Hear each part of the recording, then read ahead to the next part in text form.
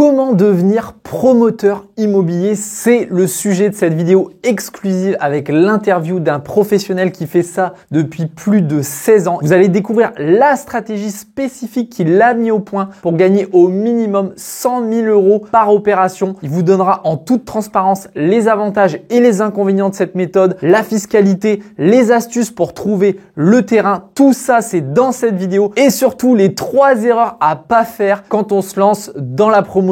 Bonne interview. Salut David, est-ce que pour ceux qui ne te connaissent pas encore, tu peux te présenter? Oui, bien sûr. Bonjour Simon. David, je suis originaire de Bordeaux.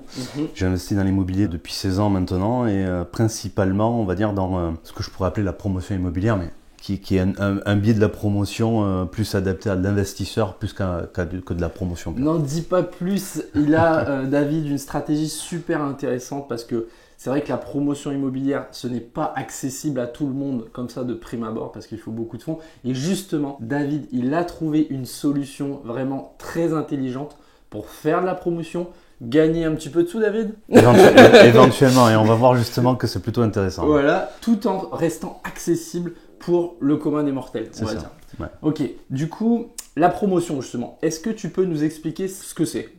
La promotion, c'est tout simplement le fait de construire et de créer de nouveaux logements qui vont arriver sur le marché. D'accord, donc en fait, tu prends un terrain, tu achètes un terrain et avec ou pas une maison dessus, des fois, ou un bien immobilier, des fois tu le rases. Si le terrain il est vierge, bah, tu vas construire dessus. Ça peut être quoi alors comme type de bien que tu vas construire? Alors, pour parler de la promotion de manière générale, Ouais. on peut faire toutes sortes de types de logements. Ouais. On peut avoir des résidences avec 150 appartements comme Ouais. on peut les voir au bord des routes. On peut faire de la maison en bande, on peut faire du lotissement, on peut faire pas mal de choses. Alors maison en bande, juste pour ceux qui veulent, enfin qui connaissent pas ce terme de promoteur justement, c'est des maisons qui vont être côte à côte quoi. C'est ça, bon, on en voit beaucoup lorsqu'on traverse certains villages, on voit beaucoup de maisons qui sont souvent, alors des villages relativement denses, où on va avoir des maisons qui sont mitoyennes et qui s'alignent au bord de la route en fait. Ok. Et tu parlais d'habitation, mais c'est pas uniquement de l'habitation, ça peut être aussi des locaux commerciaux, des entrepôts, des choses comme ça. Les promoteurs, je pense qu'il y en a qui doivent même se spécialiser Tout à fait, dans la partie habitation, dans la partie même, il y en a qui font des logements sociaux, il y en a qui font du commerce, etc. C'est assez vaste. Du coup, pourquoi on a besoin des promoteurs? C'est quoi le but du promoteur en fait dans son métier? Le but du promoteur, c'est de créer de nouveaux logements. Il faut savoir aujourd'hui que en France, on a une pénurie de logements qui est très très grave, puisqu'on doit dépasser le million de logements en déficit. Alors, je parle des logements d'habitation principalement. Et que pour résorber en fait cette pénurie, il faudrait que, il faudrait qu'on construise tout de suite déjà 1 million de logements, ce qui est totalement impossible. Donc comme ça c'est impossible, le gouvernement a décidé en fait d'avoir des quotas de construction de nouveaux logements chaque année pour obligatoire un peu, c'est ça? Voilà, alors on va dire que c'est un objectif plus qu'une obligation. Alors si je dis ça, c'est tout simplement parce que cet objectif il est jamais atteint. Ouais. Voilà, je crois à cause de quoi du coup, tu sais pourquoi? À cause de plein de paramètres qui peuvent être la disponibilité de terrain, l'obtention de permis de construire, la réglementation, les contraintes au niveau du PLU. Tout ça fait que, et puis le nombre de promoteurs également existants qui jouent sur la chose. Donc on n'arrive jamais à atteindre cet objectif qui est aux alentours des 450 000 par an. Par an, ouais, tout à fait. Donc on les atteint pas, c'est toujours un petit peu en dessous, 300 quelque chose, donc on n'y arrive pas. Donc la pénurie de logements continue de se creuser. Et en fait, il faut se dire que si jamais on sortait les promoteurs du marché de l'immobilier, eh bien ça serait, il faut s'imaginer à quel point ça pourrait être grave, parce que là, on ne créerait plus du tout de logements. Et la population française, elle, s'accroît tous les ans de façon importante. Ouais. Donc, on a déjà des difficultés pour loger tout le monde. Il y a beaucoup de gens qui sont mal logés aujourd'hui en France. Ouais, donc, il nous faut des logements. Il faut qu'on crée ces logements. Et le promoteur, justement, il a ce rôle dans le marché immobilier que de créer ces logements qui vont venir dans le marché qui n'existent pas encore. D'accord. Et du coup, toi, est-ce que tu es promoteur? Alors, moi j'utilise des stratégies de promoteurs, on pourra en parler un peu plus dans le détail, mais j'ai en fait des méthodes d'investissement sur lesquelles je viens coupler différents leviers, histoire d'en faire une stratégie qui est dopée en fait, pour avoir des résultats très importants. Il faut savoir qu'un promoteur alors déjà premièrement, c'est l'acteur qui gagne le plus d'argent sur le marché. C'est lui, parmi tous les métiers de l'immobilier, qui va gagner le plus d'argent, puisqu'il va faire des opérations relativement importantes, avec des fonds importants, etc. Alors ouais, justement, ça, on en parlera dans la suite de cette vidéo, combien ça gagne un promoteur. Éventuellement, tu pourras partager quelques chiffres des opérations que tu as faites depuis 16 ans que tu fais ça. Mais en effet, un promoteur, il va construire du logement neuf, à des projets à plusieurs millions d'euros. Donc si tu fais un truc à 1 million d'euros et que une marge tu prends, je sais pas moi, 20-25%, tout de suite ça fait 200-250 000 euros. Donc ça, c'est un des gros avantages de la promotion, c'est qu'il y a de l'argent à se faire. Est-ce que du coup tu peux nous raconter un peu toi ton parcours et comment tu en es arrivé à devenir promoteur? On va dire que c'est plutôt classique en fait comme parcours, ce que j'ai eu, puisque j'ai investi en 2007 pour la première fois. Et au lieu de faire comme tout le monde, c'est-à-dire acheter un appartement, le rénover, le mettre en location, moi j'avais surtout et avant tout envie d'être propriétaire de ma résidence principale et surtout d'une maison individuelle. Parce que j'ai grandi. C'était ton rêve, quoi. Ouais, j'ai grandi quand j'étais enfant dans une maison individuelle. Quand je suis passé sur la vie active, eh bien, j'ai loué un appartement pour me loger. J'ai vu un petit peu la différence. Ça m'a fait mal. Je me suis dit, oh là là, je redescends d'un cap. Et donc, du coup, j'ai toujours eu envie de revenir et de vivre dans une maison. Donc, à la base, c'était pour te loger toi, en fait. À la base, c'est pour me loger moi. Et en fait, j'en suis venu à cette stratégie et à cette méthode d'investissement tout simplement parce que j'ai pas réussi en fait à acheter ma résidence principale, à faire construire ma maison, parce que les banques en fait me fermaient les portes et ne voulaient pas me prêter. Et de là, comme je suis quelqu'un qui est assez tenace, je me suis dit c'est pas possible que tous les gens que je vois autour de moi arrivent à faire construire et que moi j'y arrive pas.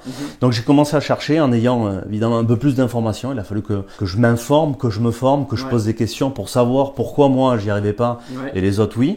Et quand j'ai compris en fait les défauts que j'avais dans mon profil, dans mon dossier bancaire, eh bien j'ai fait certaines modifications. Donc j'ai créé en fait une méthode qui était adaptée à ma situation pour pouvoir arriver à mes fins et donc arriver au final à construire cette maison et être propriétaire de ma maison individuelle. Est-ce que du coup tu peux nous en dire plus? Donc est-ce que, juste pour préciser, est-ce que tu as fait un peu comme tout le monde de l'investissement locatif ou en fait tu n'es même pas et tu es direct passé sur moi je veux ma maison et je construis ma maison? Ouais, alors j'ai fait du locatif, je l'ai fait après. Ah d'accord, tu l'as fait dans l'autre sens. Alors c'est même plus que ça, je l'ai fait en même temps. Si je l'ai fait en même temps, c'est parce que en fait la méthode que j'ai mis en place consiste non pas à faire construire une seule maison, mais au minimum 2. Donc c'est là où on commence à rentrer en fait dans des stratégies de promotion, puisque on commence à construire plusieurs logements et pas juste un pour soi-même. Et ma problématique, c'était mes revenus. J'avais pas assez de revenus pour avoir un financement. Et du coup, au lieu de faire une seule maison qui était l'objectif premier au départ, ben, j'ai fait une maison pour moi qui était plus petite que ce que j'avais imaginé au départ. Mais grâce au fait d'avoir réduit ma première maison, ben, j'ai pu en faire une deuxième. Et comme cette deuxième maison allait être mise en location, elle allait me rapporter des revenus. Et donc la banque a considéré ça. Et ça m'a permis en fait d'avoir mon financement et de pouvoir réaliser ce premier projet. D'accord. Parce que moi, ça m'a intéressé pendant un moment cette stratégie là de dire on achète en gros un terrain. Alors on en reparlera de peut-être comment choisir le bon terrain, etc. Il ne faut pas faire n'importe quoi. Et derrière de construire 2 maisons dessus et de vivre dans une et de louer la deuxième. Mais quand je faisais les calculs en termes de rentabilité et tout ça, je n'arrivais pas à avoir une rentabilité suffisamment importante. Nous, on investit dans les immeubles, comme tu le sais, et on aime bien avoir au moins 10% de rentabilité brute. Et moi, quand je posais les chiffres de ce genre d'opération, je n'arrivais pas à 10%. Est-ce que tu me confirmes qu'en effet, c'est difficile d'atteindre des rentabilités de locatives, en tout cas avec de la location traditionnelle, je précise aussi, parce que si tu fais du Airbnb et tout, tu peux booster ça. Ça peut être d'ailleurs une bonne idée. Mais par contre, il y a un autre avantage que le cash flow. Et ça, je sais que tu as une citation sur ça. Est-ce que tu peux du coup me confirmer ou me dire que je me suis planté en disant quand tu fais les calculs, est-ce que tu arrives à avoir du 10% avec une opération? Donc, on va donner le terme de doublette. C'est ça. Donc, la stratégie, je l'ai nommée la stratégie de la doublette tout simplement parce qu'on construit 2 maisons au lieu d'une. On investit en fait dans 2 logements plutôt qu'un seul. Ça se ramène un petit peu à la stratégie de l'immeuble de rapport, puisque l'immeuble de rapport, le principe, c'est d'acheter plusieurs logements en même temps. Là, on n'achète pas directement, on les fait construire, mais c'est pareil. D'ailleurs, ça s'appelle un immeuble de rapport, une doublette. D'accord. C'est ce qu'on appelle exactement un immeuble horizontal. Ok. On a les immeubles verticaux qui sont ceux dans quoi tu investis, et ce que je fais moi, c'est plutôt de l'immeuble de rapport, mais horizontal. Okay. Pour répondre à ta question, au niveau de la rentabilité, j'ai une façon moi d'apprendre la rentabilité qui est pas forcément celle dont tu parles. D'accord. Parce que j'ai une stratégie qui voit en fait l'ensemble d'une opération d'investissement, et pas juste celle du locatif. C'est-à-dire que ce que je regarde, c'est ce que je fais, quelle valeur je détiens lorsque je fais un investissement, quelle est la valeur des biens que je détiens. Et la maison individuelle, surtout neuve, a une valeur intrinsèque qui est très très importante. Et si jamais on n'arrive pas à atteindre certaines rentabilités, c'est parce qu'on est sur des emplacements privilégiés. Par exemple, proche des grandes villes. Si je te donne un exemple, si tu veux faire 2 maisons individuelles à Cannes, le prix en fait du terrain, du foncier que tu vas voir, et le coût total de ton opération est tellement éloigné de ce que rapporte le locatif, même si le locatif peut être important, hein, parce qu'on va voir, on va parler des chiffres tout à l'heure, on va voir qu'une maison, ça peut se coûter très cher. Et bien en fait, on a un tel écart entre la valeur de l'investissement et le locatif qui fait que le fameux pourcentage de rentabilité qu'on calcule tous, il diminue en fonction que cet écart est grandi. Par contre, si on prend les critères de l'ensemble de l'opération, c'est-à-dire que moi, une opération, je ne l'analyse jamais uniquement sur du locatif. C'est-à-dire que je regarde ce que ça vaut quand je l'achète, ce que ça me rapporte en locatif, et combien ça me rapporte lorsque je m'en sépare, ce que j'appelle moi l'exit, lorsqu'on sort de l'opération. Puisque aujourd'hui, on ne fonctionne plus comme nos parents. À un moment donné, on est obligé de faire ce qu'on appelle de l'arbitrage, et donc de se séparer de certains biens. Et ça, il faut le prendre en compte dès le début de l'opération. Et quand tu prends tous ces chiffres en compte, c'est là où on se rend compte que on peut tirer un trait en bas de la feuille, faire notre calcul et regarder notre réelle rentabilité. Et c'est là qu'on s'aperçoit que la rentabilité, elle est très très très intéressante. Ok. Donc en fait, ce que tu dis, c'est que là, toi, tu as une vision plus globale, c'est-à-dire que tu vas regarder combien tu vas dépenser, et tu vas regarder en prenant en compte la revente, que nous, en tant qu'investisseurs, dans de l'immeuble de rapport par exemple, on ne prend pas vraiment en compte, parce que nous, on se base sur vraiment avoir une rente avec l'immobilier, et d'acheter et après de garder quand même un certain temps. Là où toi, la différence, c'est que tu vas construire, louer peut-être un petit peu, on va en reparler, et après revendre et donc récupérer une plus-value.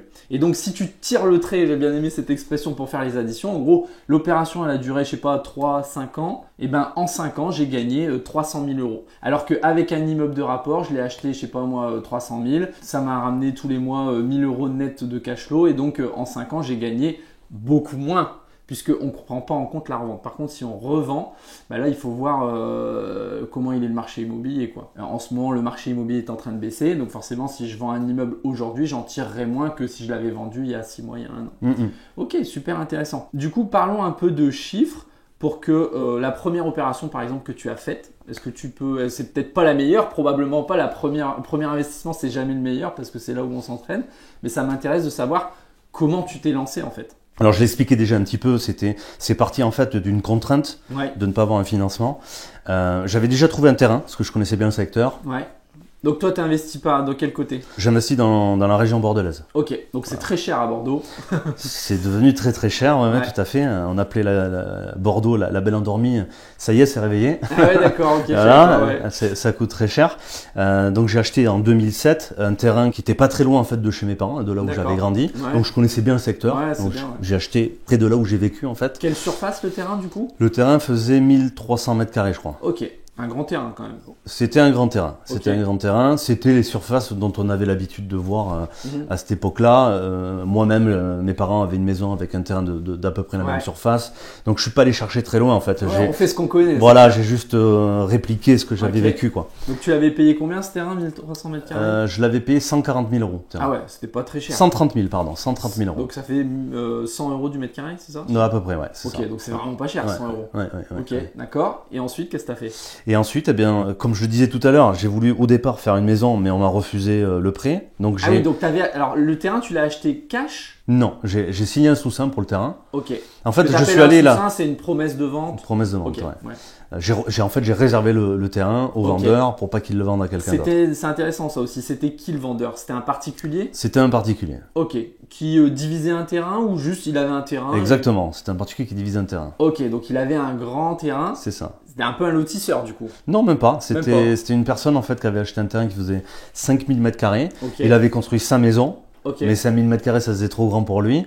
Donc il a redécoupé certains morceaux et il les a revendus.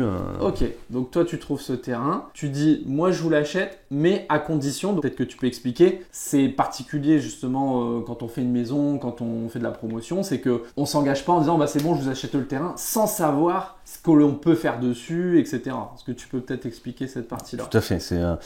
Et je pense que ça se rapporte également à d'autres bien immobilier que le terrain. C'est que lorsqu'on on dit à un particulier qu'on est intéressé par son bien et qu'on veut l'acheter, on lui fait une offre ou pas. Moi, en l'occurrence, j'ai essayé de négocier avec lui. Je lui ai commencé à lui dire je vous l'achète 120 000. Il m'a dit non, c'est hors de question, c'est 130 ou rien. J'ai dit ok monsieur, je l'achète à 130. Essayé, donc bien. Niveau négociation, j'étais absolument... Ouais, c'était pas ce que tu es aujourd'hui. Non, ça n'avait rien à voir. Donc j'ai acheté au prix le terrain. D'ailleurs, c'est un des critères des terrains, c'est que très souvent on achète des terrains au prix. Parce qu'il y en a tellement peu que quand on en trouve un bon qui nous plaît et qui a tous les bons critères, en principe on achète au prix histoire de pas se le faire piquer par celui qui arrive derrière. Donc je lui dis bah, écoutez ça m'intéresse, donc je lui propose d'aller chez le notaire pour signer donc une promesse de vente, un sous-seing. Et avec cette promesse de vente, j'ai pu aller démarcher les banques et les artisans, les constructeurs pour pouvoir faire construire. Donc dans cette promesse de vente, tu mets une clause suspensive, ça veut dire que si la clause ne se réalise pas, tu sors de la vente et personne perd d'argent. C'est ça. Surtout toi. C'est ça. Et du coup, les clauses que tu mets dans ce genre de promesse, c'est quoi? Bah, tout d'abord, l'obtention du prêt. Si on n'a pas le prêt, il n'y a pas moyen d'acheter. Voilà. Et également l'obtention du permis de construire. Ok, donc deux éléments super importants, ces deux éléments. Donc tu vas voir les banques. Et après, comment ça se passe avec les banques du coup? Avec les banques, la première fois, ça n'a pas marché. Mais par contre, quand je suis revenu avec ma nouvelle idée, ils ont rentré leurs chiffres dans leur ordinateur. Hein. Les banquiers, ce sont des robots. Hein. Ils ont des critères bien précis. Quand ils rentrent ton projet dans l'ordinateur, si tout est en vert, il va te dire « Ok, c'est bon, je valide à ton offre de prêt. » Si jamais il y a des cases en rouge, voilà, ton prêt, tu ne l'as pas.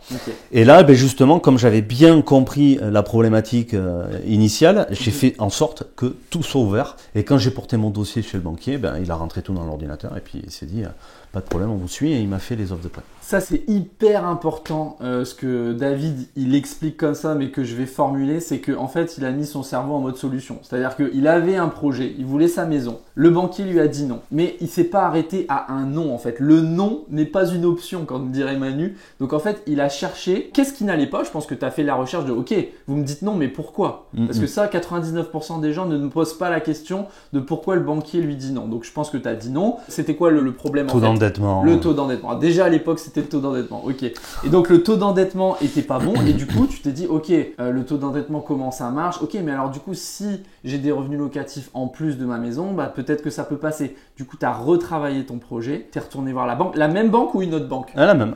La même banque. Ouais. Et ils t'ont dit ok. Ils m'ont dit ok. Et du coup, donc là, tu as eu un accord de la banque. Qu'est-ce qui s'est passé après? Après, on a pris rendez-vous avec le propriétaire du terrain pour se rendre chez le notaire pour cette fois-ci signer l'acte de vente. Alors attends, parce que là, tu as eu le financement, mais il y avait la deuxième clause qui est sur le permis de construire. Tout à fait. Donc entre-temps, en fait, entre le moment où on signe le sous-seing et l'acte de vente, on dépose le permis de construire à la mairie. Et lorsque la mairie nous renvoie l'accord du permis de construire, on a levé les deux clauses, c'est-à-dire celle de l'acceptation du prêt et celle du permis de construire.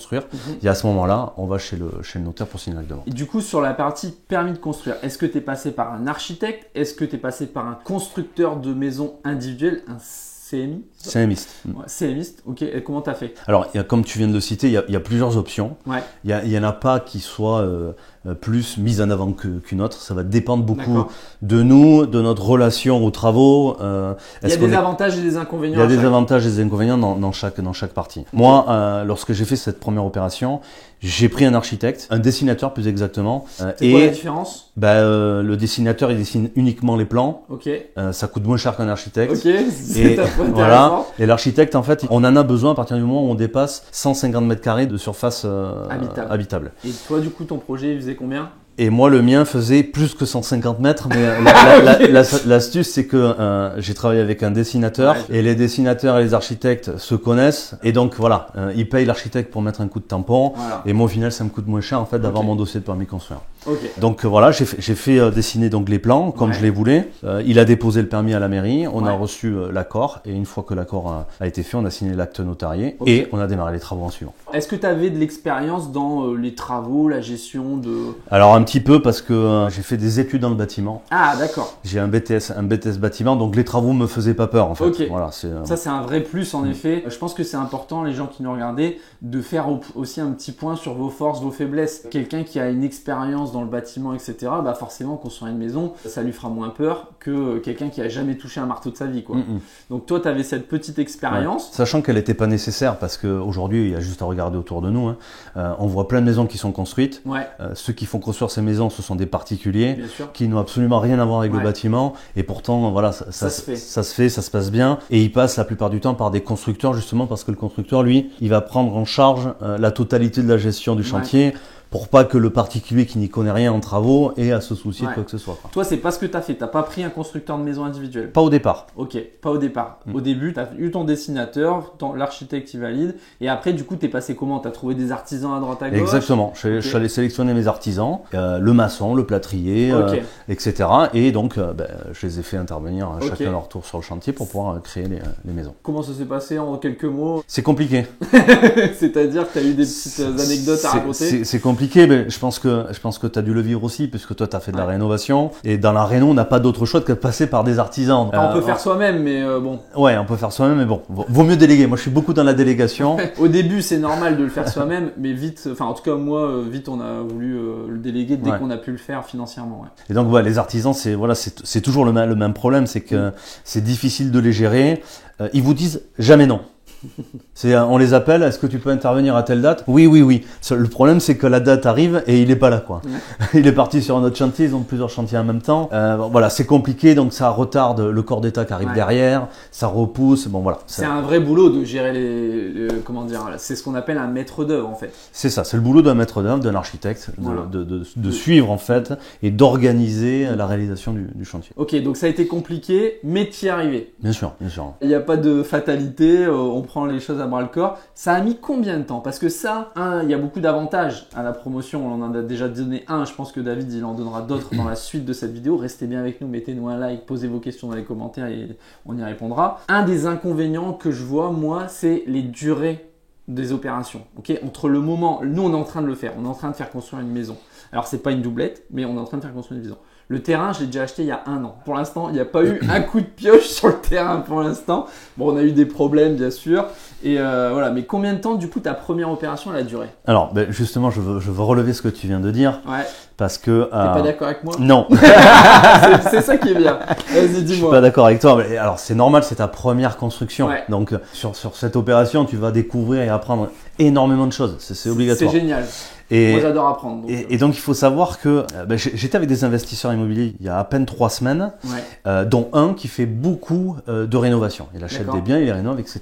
Et quand il est venu me poser des questions sur justement ce que je faisais en termes de construction, et il m'a posé cette fameuse question du délai. Mais combien de temps ça te prend? Et en fait, il a été totalement choqué parce que ses projets de rénovation prenaient plus de temps que mes projets de construction. Il faut savoir qu'une maison à construire, une maison simple, je suis pas en train de parler de la villa qui fait 400 mètres carrés avec des volumes de partout, maison d'architecte. Non, la maison simple, traditionnelle, classique, celle qu'on voit à 90% quand on prend sa voiture et qu'on se balade. Voilà, la maison simple. Ça fait partie de mes questions juste après. Quel type de maison il faut viser, construire? C'est quoi le standard français en termes de maison? On y répondra tout à l'heure. Mais pour répondre à la question du délai, il faut savoir qu'une maison simple à construire, à partir du moment où on met le premier coup de pioche, ça prend entre 6 et 8 mois.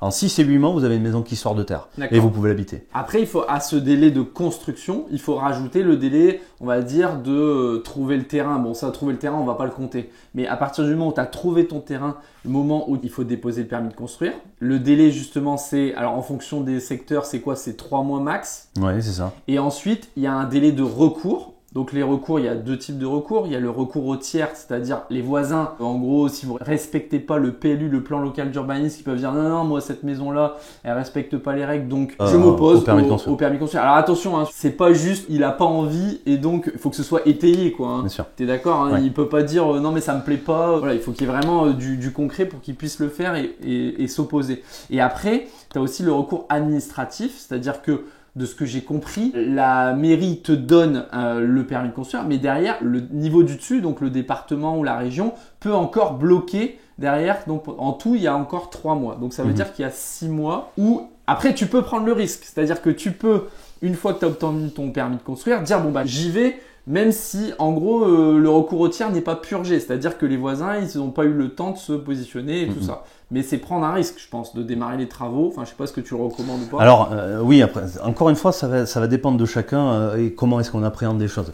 Les recours des tiers, tu l'as évoqué tout à l'heure, et c'est bien de l'avoir souligné, c'est que c'est très difficile aujourd'hui pour un voisin de faire un recours des tiers. D'accord. Avant, c'était très facile. C'est-à-dire que quelqu'un, voilà, ça ne lui Il plaisait pas. Il aimait pas ta gueule et. Ouais, ou ça lui plaisait pas qu'il y ait un immeuble ou une maison qui se construise en face de chez lui.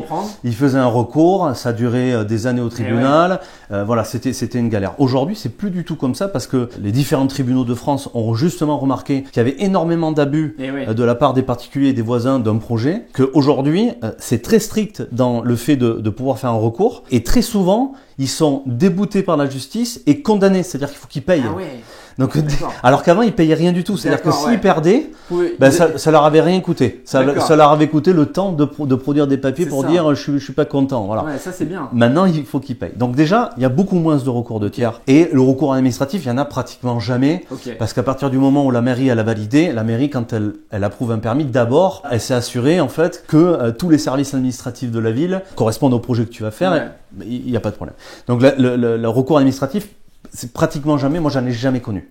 Recours des tiers, j'en ai connu, mais ça ne pose pas de problème non plus. Peut-être que je donnerai un tips à propos de ça. Ce qui veut dire que moi, lorsque je dépose un permis, dès que j'ai mon permis, je vais l'afficher, il faut l'afficher, il faut prendre un panneau de chantier avec 2 morceaux de bois qu'on cloue sur le terrain et on affiche le permis avec le numéro pour que justement la ville, les voisins, etc., le quartier prennent connaissance qu'il va y avoir un projet. C'est là que démarre le Est-ce que tu fais passer l'huissier ou est-ce que tu fais autre chose? Moi, je fais passer l'huissier pour le constater. Alors aujourd'hui, il y a plusieurs méthodes. Soit l'huissier, on peut utiliser également des applications qui sont faites pour ça. Pareil, on fait 340 € pour 3 passages, moi j'ai payé. Ouais, c'est à peu près les tarifs. Voilà. Ça permet de justifier, de s'assurer que la date à laquelle vous avez mis le panneau est pour justement partir le jour 1 pour les 3 mois. Quoi. Si on revient à ton projet, ça c'est fait. Et après, une fois que donc, la construction a été réalisée, comment ça s'est passé? Tu as vécu dans une des maisons et tu as loué l'autre? C'est ça, j'ai vécu dans une des 2 maisons. Donc c'était l'objectif premier que j'avais. Ouais, bien sûr. Et donc au bout de quelques années, je l'ai revendue cette maison. Justement au moment où Alors quelques années, c'est important. Combien? En fait, c'est pas moi qui l'ai décidé. J'avais un locataire qui était en place. Et ce locataire à un moment donné est parti. Il m'a donné son préavis de départ. Et quand il a donné son préavis de départ, moi j'ai mis ma maison en vente. Et quand il est parti, je suis parti dans la maison locative qui est devenue, elle, ma résidence principale. Donc t'es passé juste à côté en fait. Voilà. Ok, d'accord. Et du coup, la maison que tu avais, tu l'as vendue. Voilà. Est-ce que tu peux nous donner du coup quelques chiffres justement sur cette opération? Donc on connaît déjà le prix du terrain, 130 000 €. Le coût de construction pour la maison de combien de mètres carrés tu m'as dit? Plus de 150 t'as dit, mais t'as pas dit combien? Alors elle faisait 90 mètres carrés chacune. Ok, donc 180 mètres carrés, ça t'a coûté combien en 2007? Alors en tout, terrain, construction et frais de notaire, ça m'a coûté 300 000 €. 300 000 €, ok. Et du coup, aujourd'hui, est-ce que tu détiens encore ces 2 lots ou pas? Non, ils sont vendus. Les 2 lots, non, mais tout est vendu. Et du coup, tu as revendu combien? J'ai revendu, pour répondre à la question précédente, au bout de 5 ans, c'est au bout de 5 ans que mon locataire est parti. La première, je l'ai vendue 280 et la deuxième, je l'ai vendue quelques années plus tard, 300 000 €. Donc ça fait 580 000 € et du coup, un bénéfice de 280 000 € sans compter le locatif que tu avais fait pendant 5 ans. Exactement. Ok, donc plutôt pas mal. Du coup, est-ce que si tu faisais un bilan comme ça de cette stratégie, donc je pense que tout le monde a compris là la stratégie que tu utilises, quels sont les avantages et les inconvénients de ces stratégies? Alors, les inconvénients de la stratégie, c'est déjà de pouvoir trouver le terrain qui nous permette d'appliquer cette stratégie. C'est pas n'importe quel terrain, il faut certains critères qui nous permettent justement de pouvoir construire 2 maisons plutôt qu'une, etc. Donc, il y a une problématique, c'est le terrain. Ensuite, le terrain, comme on le sait, c'est un produit qui est très très rare. Autant des logements, on peut en construire jusqu'au ciel si on en a envie. Le terrain, lui, il a une surface définie. La terre ne s'agrandit pas, je pense. Voilà, exactement. Sauf à Monaco et à Dubaï. Mais monstre sur la mer. Ouais. Mais sinon, sinon ça n'existe pas. Yes. Donc il y a cette contrainte qui est de trouver du terrain et avoir du terrain disponible. Justement, alors avant que tu ailles plus loin, ça c'est un point important. Donc toi, tu habites quand même à côté à Bordeaux, c'est une grande ville, je sais pas combien de milliers d'habitants, mais plus de 200 000 pour sûr. Est-ce que du coup cette stratégie, elle est applicable partout? Déjà, je pense que à Bordeaux, c'est pas possible de faire ce genre de choses. On est d'accord? À Bordeaux en ville? Oui, à Bordeaux en ville. Ouais, dans aucune ville. Il n'y a pas de terrain en ville. Donc déjà, oubliez si vous voulez investir en ville, c'est pas possible. C'est plutôt dans la périphérie des villes. Bien sûr. Est-ce que tu recommandes d'aller plutôt dans des tout petits villages ou est-ce que tu vas à côté de grandes villes ton expérience? Parce que David, il accompagne aussi des gens à mettre en place cette stratégie pour si ça vous intéresse. Et du coup, ce qui est bien avec David, c'est qu'il a une vision sur toute la France parce qu'il a plein d'élèves partout en France et du coup, c'est bien d'avoir ton regard là-dessus. Alors, pour répondre à ta première question, oui, on peut en faire partout en France, mais pas n'importe où. Ok. On peut en faire partout, mais pas n'importe où, c'est très important de le dire. Et on peut même le faire hors de France puisque j'ai accompagné des gens en Belgique, en Suisse et au Canada qui ont fait ce type d'opération.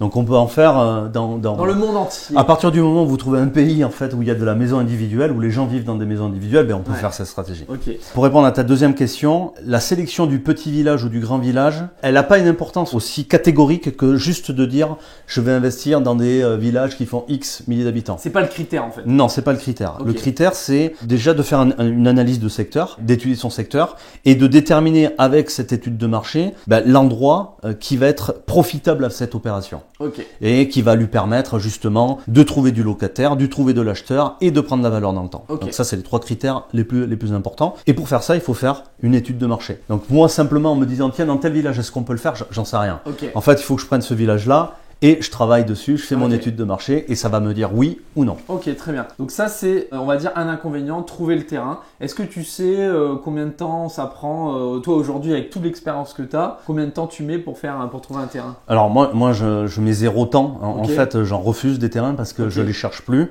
C'est avec le réseau que je me suis constitué sur ces 15 dernières années. Ce sont les agents immobiliers, voilà, mes partenaires qui m'appellent et qui me disent, tiens David, il y a un truc qui t'intéresse, je sais que tu fais ça.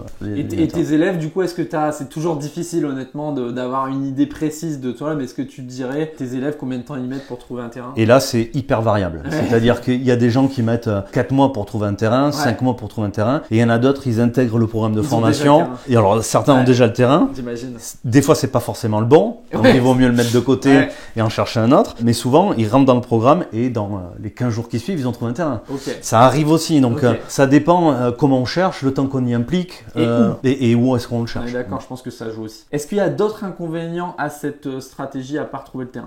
Non, les inconvénients, il n'y en a pas d'autres, il y a surtout des avantages ensuite. C'est qu'en termes de construction, par exemple, ça c'est la deuxième partie, on a parlé du terrain, mais le deuxième gros pilier de la méthode, c'est justement de construire. Et quand on construit, là c'est plutôt un gros avantage parce que on a l'option de pouvoir choisir également de construire par un constructeur qui lui va gérer l'ensemble des travaux. Et je m'amuse à dire souvent que lorsqu'on passe par cette méthode-là, on pourrait partir en Thaïlande pendant 6 mois en vacances, on revient, on n'a plus qu'à récupérer les clés. Ouais, c'est aussi simple que ça, quoi. Dans ma famille, il y a mon frère qui a fait construire sa maison. Lui, il habite à Versailles, à Paris, et il a fait construire à Biscarrosse. Et il n'est pas sur place. Biscarrosse, c'est pas très loin.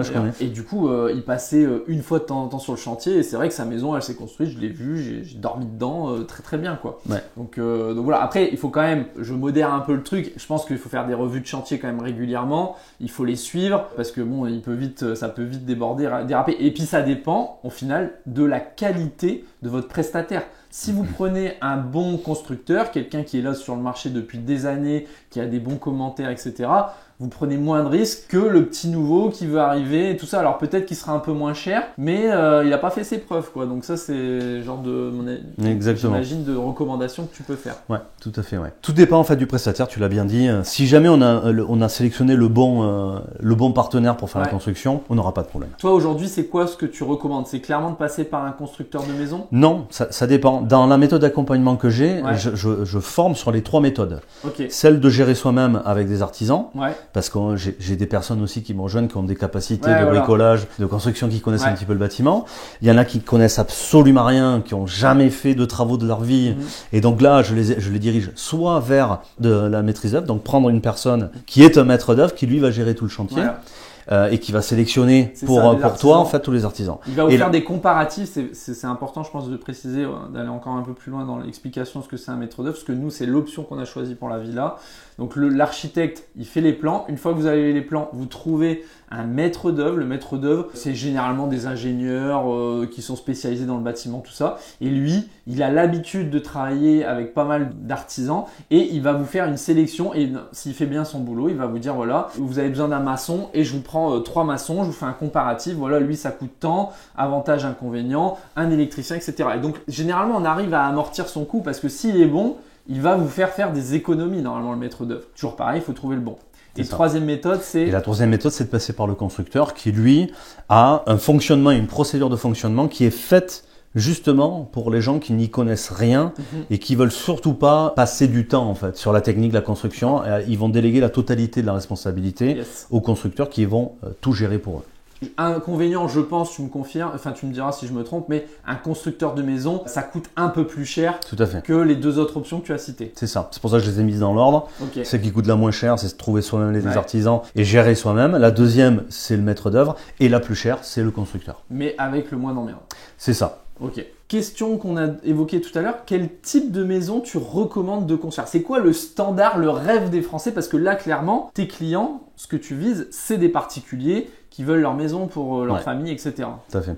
Ce que je vis, c'est surtout la masse du marché. Moi, ce qui m'intéresse, c'est de toucher le secteur dans lequel il y a le plus de demandes. Et là où il y a le plus de demandes, c'est la maison entre 90 et 120 mètres carrés. Voilà. Une maison simple. Enfin, moi, je m'amuse pas à faire des villas de luxe. Ça m'intéresse pas, c'est pas mon secteur. Ça, c'est un autre secteur de niche très particulier.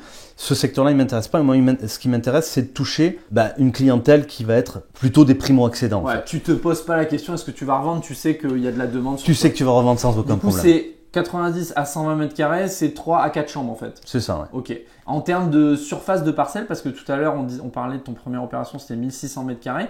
Il faut combien pour une parcelle de terrain pour faire une opération de doublette? Il peut y avoir différentes surfaces. Il n'y a pas de surface bien précise. On peut partir de 700 mètres carrés à 2000 mètres carrés. Tout dépend du projet qu'on va faire. Parce qu'on a parlé de faire des doublettes, donc 2 maisons.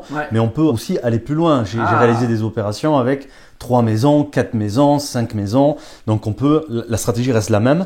On peut donc démultiplier le nombre de maisons. Mais en dessous de 700 mètres carrés, ça va être compliqué. Ça dépend du PLU aussi, ce qu'il est possible de faire. Mais généralement, toi, quand tu recommandes, c'est regarder au moins 700 mètres carrés, du coup, si je comprends bien. Ouais, pour être à l'aise et pour éviter certaines contraintes. Mais on pourrait faire sur des surfaces moindres de 700 mètres carrés. D'accord. Ok.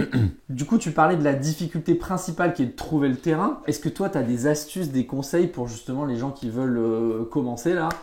Comment tu fais pour trouver le terrain? Alors, il n'y a pas d'astuce particulière. Lorsqu'on sélectionne un terrain, en fait, déjà, il faut faire des visites. Il faut se lever, il faut sortir, il faut aller sur le terrain. Il faut aller visiter, On fait pas d'immobilier derrière son ordinateur. Voilà, c'est ça. L'ordinateur, c'est bien, c'est une première étape, un premier filtre. Mais une fois qu'on a fait le tour de l'ordinateur, il faut aller sur le terrain, il faut aller rencontrer les agents immobiliers, il faut aller rencontrer les constructeurs, il faut aller rencontrer les maîtres d'œuvre. Et il faut aller sur le terrain. Et à un moment donné, on va avoir 1, 2, 3, 4, 5 terrains. Ces terrains-là vont être tous différents. À chaque fois qu'on va en visiter un, on va découvrir des choses. Et à un moment donné, on va trouver le terrain qu'il nous faut parce que on va l'étudier. Et c'est l'étude de ce terrain qui va déterminer si c'est le bon ou pas. Alors, on n'a pas assez de temps dans la vidéo pour pouvoir décrire l'étude, mais ce qu'il faut, c'est travailler, c'est-à-dire étudier le PLU, voir ce que dit le PLU, ce qu'on peut faire, ce qu'on ne peut pas faire, et déterminer si le projet que l'on a peut se faire sur ce terrain-là ou pas. Et quand ça peut se faire, on valide et on le signe. Ok, super. Donc, en gros, allez sur le terrain, regardez quand même sur Internet parce qu'il y en a quand même des… C'est la première étape, oui. Et pensez aux apporteurs d'affaires, c'est-à-dire forcément un maître d'œuvre, il peut avoir… par exemple, je vous donne mon anecdote de comment on a trouvé le terrain. Alors moi, je l'ai trouvé sur Internet. Mais par contre, ce qui s'est passé, c'est que le terrain avait été vendu une première fois, il n'a pas obtenu son financement. Et du coup, le maître d'œuvre, il a été informé en premier en fait que son client n'avait pas obtenu le financement. Donc, il savait avant que le propriétaire remette l'annonce en ligne que le terrain allait revenir à la vente. Donc, j'avais appelé des architectes, mais j'avais pas pensé au maître d'œuvre. Et j'avais appelé plein d'architectes. Il y en a un ou deux qui m'ont rappelé en disant ah j'ai un terrain peut-être et tout ça. Bon, ça n'a pas été au bout. Mais si j'avais appelé ce maître d'œuvre là, j'avais fait le tour des maîtres d'œuvre en allant sur Google. Et ils m'auraient dit bah oui, il y a un terrain là, mon client il n'a pas obtenu le financement. Et tu es premier sur l'affaire. Donc ça, c'est une bonne technique, je pense, penser apporteur d'affaires. C'est ça, les partenaires. Il faut aller rencontrer toute personne qui va avoir une implication dans votre projet, parce qu'à un moment donné, elles peuvent avoir des informations qui peuvent nous être utiles. Ouais, carrément. Bureau d'études, géomètre, même géomètre, je pense que ça a dû t'apporter peut-être déjà des Bien sûr. Ok. L'avantage principal, on l'a dit, c'est on gagne du pognon. Donc, est-ce que tu peux donner un peu des repères en fait? Et comment tu calcules en gros le go ou no go? Est-ce que je la fais cette opération ou est-ce que je la fais pas? Ouais. Alors, concernant ce qu'on gagne avec ce type d'opération, d'abord, ce qu'il faut préciser, c'est que il y a énormément de leviers qui sont appliqués dedans. On parlait tout à l'heure de la promotion immobilière.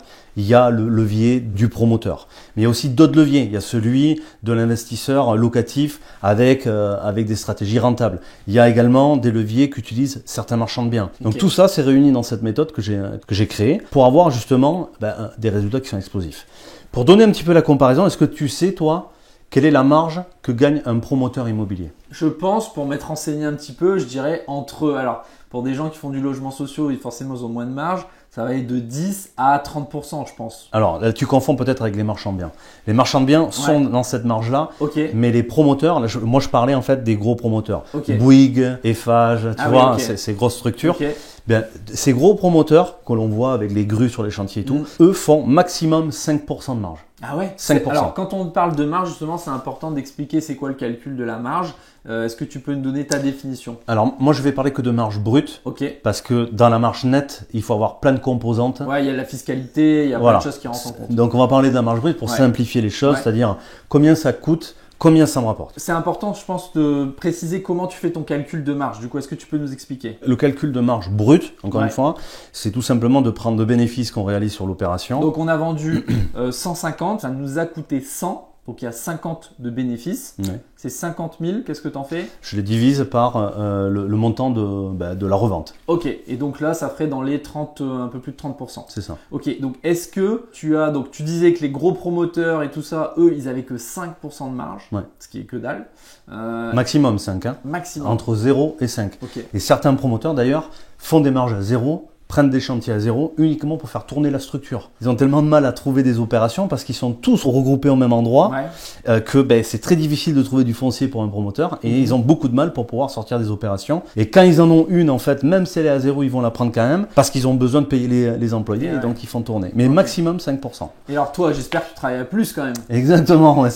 Comme je disais tout à l'heure, je m'inspire des stratégies de la promotion immobilière qui sont très intéressantes et très puissantes, mais je les couple avec d'autres leviers pour justement augmenter de façon... voilà. Aujourd'hui, la moyenne qui est faite sur des opérations de doublette, et je ne vais pas parler de moi, je vais parler des gens que j'accompagne, font en moyenne, la moyenne c'est 180 000 euros de plus-value réalisée. Plus-value. Pour un budget de combien aussi? Parce que si tu fais 180 000 euros pour 1 million... Alors c'est une moyenne, donc les budgets sont différents, bien voilà. sûr, Mais le minimum que ça rapporte de faire une opération de doublette, c'est 100 000. En dessous de 100 000, on n'a rien. On ne fait pas d'opération. Ok, 100 000, donc tu réfléchis vraiment en termes de cash dans la poche au bout de l'opération. Donc c'est quoi le délai moyen aussi? C'est quoi? C'est 2 ans, 3 ans? Alors ça dépend de la stratégie parce que on fait pas juste du marchand de biens, on fait pas juste de l'achat-revente. On va avoir toutes des stratégies de valorisation, d'apport de valeur pour permettre d'avoir le meilleur résultat possible. Et la moyenne des opérations, le budget, tu me posais la question, il est d'environ 400 000 euros. Ok. 400 000 euros et tu vas faire 100 000 euros de bénéfices sur ces 400 000. Minimum, sachant que la moyenne c'est 180. Ok, d'accord. Super intéressant. Donc on est sur des marges qui vont entre 25 et 50%. Là je viens de faire une opération, j'ai sorti 53% de marge. Waouh, super. Et du coup, ça c'est vraiment le go no go, c'est-à-dire c'est vraiment ça ton critère, c'est-à-dire si tu n'as pas au moins 100 000, tu n'y vas pas. Ouais. Ok. C'est ça. C'est 100 000 minimum, sinon je fais pas. Pourquoi? Parce que je sais qu'il y a plein d'opérations à beaucoup plus de 100 000. Je le disais tout à l'heure, la moyenne c'est 180, donc 100 000. Pour moi, c'est déjà très très bas. Et c'est ce que je dis à tous les gens que j'accompagne, c'est de ne pas prendre d'opérations s'ils ne font pas au moins 100 000. Au moins 100 000. Ok. Un point intéressant quand même parce qu'il faut préciser, est-ce qu'un particulier, il a besoin d'une société, des choses comme ça? Parce qu'on sait qu'en France, on n'a pas le droit de faire des opérations comme ça sur des résidences principales, sinon on se fait requalifier en tout cas, il y a un risque de se faire requalifier en tant que marchand de biens avec des conséquences fiscales importantes. Est-ce que tu peux nous en toucher un mot sur cette partie de fiscalité? Alors, c'est très intéressant cette question parce que j'ai justement une anecdote à te raconter qui est très récente, notamment sur la résidence principale. Et on entend énormément de bêtises sur la résidence principale et notamment sur la fiscalité de la revente d'une résidence principale. Ça, c'est facile à répondre pour le coup. Comment? C'est facile à répondre. En France, la résidence principale, c'est encore un paradis fiscal pour le coup. Complètement. Ouais. Et la question, elle est de se dire combien de temps il faut que je vive dans ma résidence principale pour pas être retoqué? Combien de résidences principales est-ce que je peux faire? Bon, en fait, il faut savoir que depuis juin 2023, en fait, il y a eu un cas à Bordeaux qui fait jurisprudence, dont le tribunal en fait a. C'est pas toi? Non, c'est pas moi. c'est pas moi, tu vois. C'est un couple de Bordelais qui à Bordeaux, depuis plusieurs années, ont fait construire des maisons individuelles et elles les ont revendues en tant que résidence principale. Je crois qu'ils en ont revendu jusqu'à 9 en 7 ans, ou c'est le contraire. Ils en ont fait 7, ils l'ont fait en 9 ans, peu importe. Ils ont abusé quoi. Voilà. Alors c'est ce qu'on pourrait croire. Okay. Et c'est ça qui est intéressant. C'est que justement le fisc est venu taper à leur porte en leur disant vous avez fait de la fraude fiscale, vous avez utilisé l'avantage de la résidence principale pour pas payer d'impôts. Donc ils sont partis au tribunal et au tribunal le fisc et l'État a perdu. Le tribunal a rebooté le fisc et a donné raison au couple, tout simplement parce qu'il y a une loi et que cette loi-là tout le monde doit l'appliquer, autant nous particuliers que le fisc et l'État. C'est une loi qui est faite pour tout le monde. Cette loi, elle dit la chose suivante. Elle dit qu'à partir du moment où l'on vend un bien, le jour de l'acte notarié, donc le jour où on signe l'acte de vente, si ce bien-là, c'est notre résidence principale, ce jour-là, eh bien, on n'a pas à payer de plus-value, d'impôt sur la plus-value. Ça, c'est ce que dit la loi et c'est là-dessus que ce jeune couple de Bordeaux a gagné. Donc, il n'y a pas de délai. Le délai, je suis d'accord, il n'y a pas de délai. Alors, il y a quand même une notion qui est de 8 mois, mais ça ne veut pas dire qu'il faut rester 8 mois. C'est-à-dire qu'on considère une résidence principale quand on y reste au moins 8 mois de l'année. Non, pas du tout. Okay. Un jour. Un seul jour. En fait, ce que tu dis, c'est les notaires nous le rapportent souvent. Quand on pose la question à notre notaire, il va nous dire il faut rester au moins 8 mois. Mais en fait, un notaire, il ne fait rien d'autre que tirer la couverture sur lui. Et que dis pas de mal des notaires. Je dis pas de mal de son notaire. Il se sécurise, c'est normal. C'est qu'à un moment donné, si jamais le fisc vient taper à la porte, il faut lui demander s'il a bien fait son rôle d'homme de loi, parce que c'est un homme de loi, le notaire, et est-ce qu'il a donné les bonnes indications. Et le notaire, lui, il va jamais prendre de risques, et donc il va vous dire c'est 6 mois. Mais la loi, et ça fait jurisprudence, d'ailleurs, il y en a deux. Il y a celle de Bordeaux que je viens de citer, et il y en a une de 2018 du tribunal de Grenoble, qui a acté également dans le même sens. Si je comprends bien et si je monte la logique, ça veut dire qu'en gros, on pourrait en faire un business à partir du moment, en gros, je vis dans ma maison, je la fais construire pendant 8 mois, donc si on optimise bien en 8 mois, tous les 8 mois, tu peux changer de maison, faire des plus-values et tu serais pas retoqué par le fisc. C'est ça que tu es en train de dire?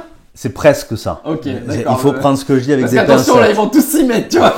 Parce qu'après, il y a quelque chose que l'on appelle l'abus de droit, qui est justement d'abuser d'un droit que l'on a et sur lequel on pourrait être attaqué.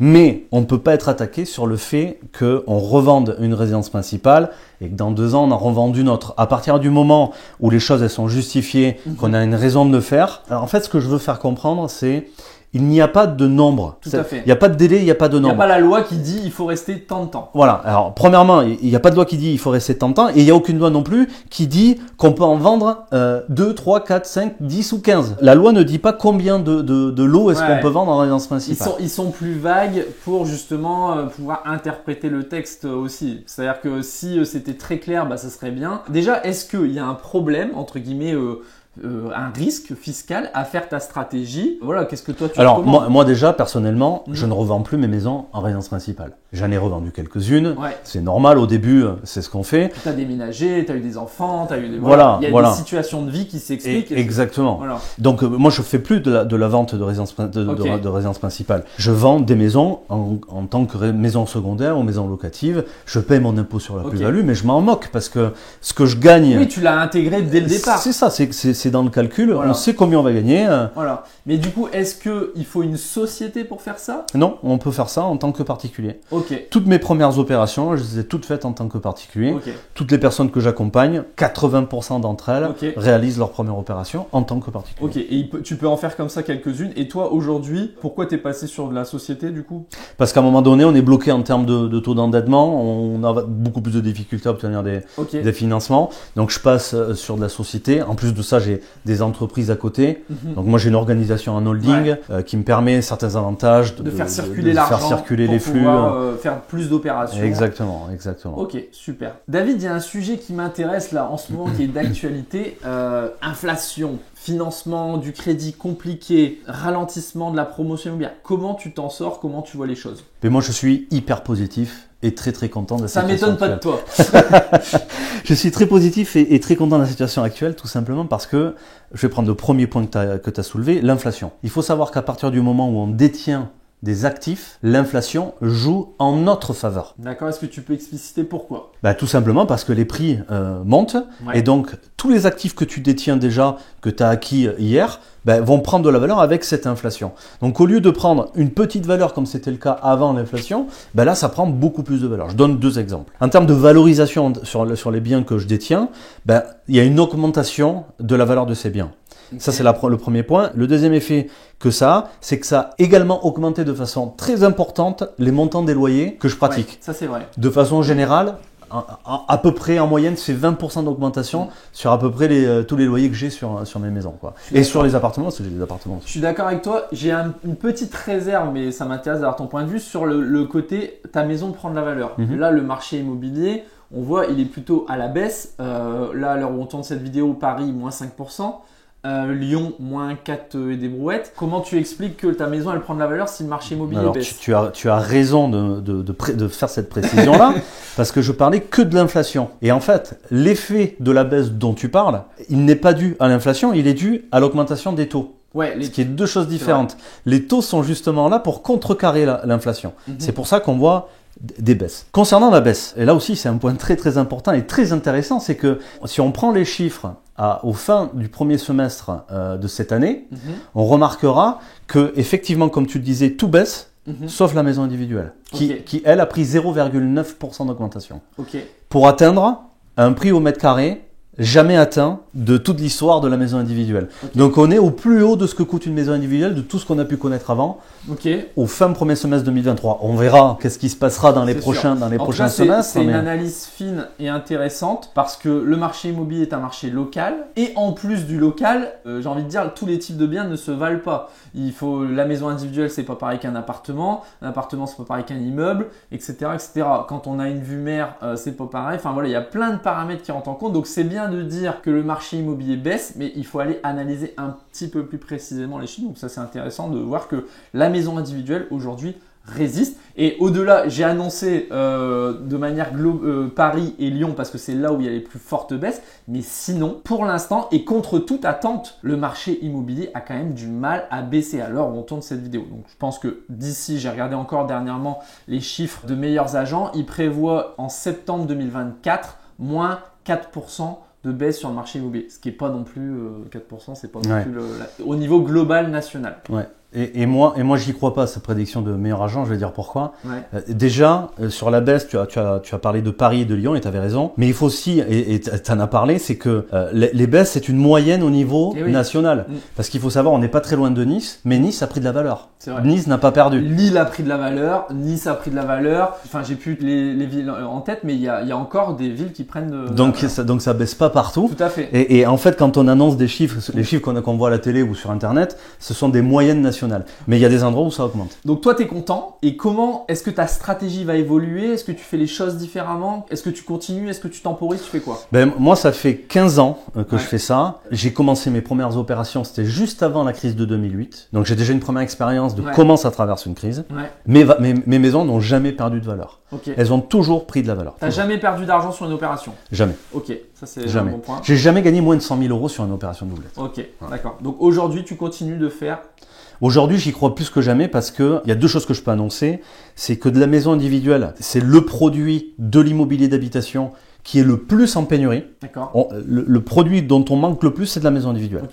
Et le produit que veulent les gens en majorité, c'est une maison individuelle. Donc on a un choc en fait de l'offre et de la demande qui sont très éloignés, qui fait que la maison individuelle va forcément continuer à prendre de la valeur. Il y a une deuxième raison pour laquelle je dis que ça va continuer à prendre de la valeur, et là de façon beaucoup plus accélérée, c'est tout simplement parce que l'État et le gouvernement sont en train de sortir des lois On les voit déjà depuis quelques années, et puis il y en a qui arrivent là, qui sont de plus en plus contraignantes, qui me fait dire que dans 5 à 10 ans, on ne construira plus du tout de maisons individuelles. Ça, j'allais venir. C'est la fameuse loi sur l'artificialisation des La sols. ZAN, tout à fait. Ouais. Voilà. Qui fait que, en fait, aujourd'hui, le gouvernement, je ne sais pas si c'est le bon terme, mais en tout cas, ne veut plus que l'étalement urbain. En gros, on veut plutôt maintenant aller vertical que s'étaler pour justement garder des terres, etc.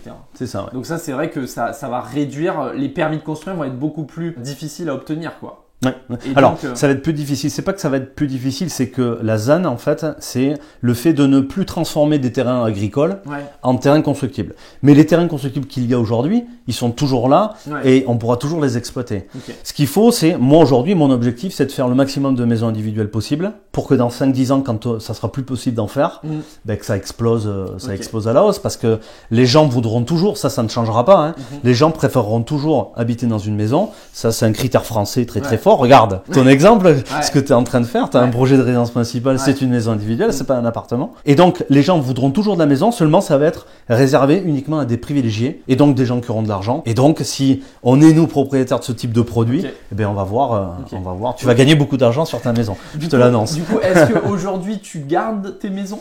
Et tu les mets en locatif ou est-ce que tu fais encore de la revente? Alors, c'est pour ça que je disais que je suis pas un promoteur, mais plus un investisseur. J'utilise que les stratégies parce que moi, je porte les projets. C'est-à-dire, je fais construire, je mets en location et je revends au bout d'un certain nombre d'années pour justement arbitrer et faire en sorte de continuer ma stratégie. Donc, il y a un mixte, quoi. Il y a un mixte, Il y a des gens, je pense que tu les as convaincus, David. Ils veulent le faire. Ils veulent y aller. Est-ce que pour eux qui ont eu le courage de rester ici, bravo d'avoir été jusqu'ici, mais je pense que David a été très très bon et il vous a donné pas mal de conseils. Donc merci pour ça David déjà. Et mettez-nous un petit like pour remercier David de partager toute cette expérience. Vous vous rendez compte, 2007, ça fait du coup 16 ans tu dis 16 ans, oui. 16 ans qu'il fait ça, donc c'est une chance pour nous de l'avoir sur la chaîne. Quelles seraient les 3 erreurs à ne pas faire pour quelqu'un qui veut se lancer dans la promotion immobilière avec de la doublette, triplette et plus? Pour moi, la première erreur, c'est de faire comme tout le monde. Je pars du principe que quelqu'un qui va faire comme tout le monde n'aura les résultats de tout le monde, c'est-à-dire un résultat moyen. Moi, quand j'investis, et je pense que toi, tu es comme ça aussi, on cherche à optimiser notre investissement et avoir les meilleurs résultats que la moyenne. Et donc, le premier erreur à éviter, c'est de faire comme tout le monde. Faut pas, c'est pas parce que tonton Jackie... Tu dis de faire différemment des autres, mais ce qui est marrant, c'est que tu vas sur la maison qui plaît le plus de monde. Donc, c'est en quoi que tu te différencies en fait pour bien comprendre. Je me différencie du côté de l'investisseur parce que justement, c'est ça qui est très intéressant. C'est qu'en tant qu'investisseur, je connais très peu d'investisseurs qui font de l'investissement en maison individuelle. Par contre, comme tu viens de le dire, il y a énormément de prétendants à la maison individuelle qui sont finalement mes clients. Donc j'ai une énorme demande en face de moi avec très peu de concurrence parce que on est très peu à faire ce genre d'opération. Donc ça, c'était la première erreur à éviter, c'est d'éviter de faire comme tout le monde. La deuxième erreur, ce serait de faire construire sans s'informer, parce que c'est le meilleur moyen de se tromper et de perdre beaucoup d'argent parce que sur une construction, les montants montent très très vite et une erreur peut coûter très rapidement 10, 15 000, 20 000 euros. Donc la première chose, c'est vraiment de s'informer et de savoir ce qu'on fait avant de se lancer. Il faut que, avant qu'on achète, on sache exactement quelle stratégie on applique, quelle fiscalité on va choisir, comment est-ce qu'on va arbitrer notre patrimoine, le prix de revente. Il faut vraiment étudier le projet de A à Z et se former pour ça. La troisième erreur à ne pas commettre, c'est de ne faire que regarder cette vidéo ou d'autres vidéos sur Internet et de ne jamais passer à l'action parce que la réussite et cette fameuse rentabilité dont on parle depuis tout à l'heure, elle ne s'obtient que quand on passe à l'action. Donc surtout, il faut agir, quoi. Il faut sortir de sa zone de confort et agir. Et pas n'importe comment. Et comme on le dit avec Manu, sans action, pas de résultat. Donc en effet, il faut y aller. Écoute, merci beaucoup David d'avoir partagé tous ces conseils. Si on veut te retrouver, en savoir plus sur toi, comment on fait? Mes réseaux sociaux, David Devilla, mon site internet, daviddevilla.com. Voilà, je pense que c'est le plus simple. Merci à tous d'avoir regardé cette vidéo. Si vous voulez en savoir plus sur l'investissement immobilier, mais là plutôt dans les immeubles, il y a plein de liens dans la description, plein de cadeaux, etc. Je vous laisse regarder et puis on vous dit l'aventure continue. À demain.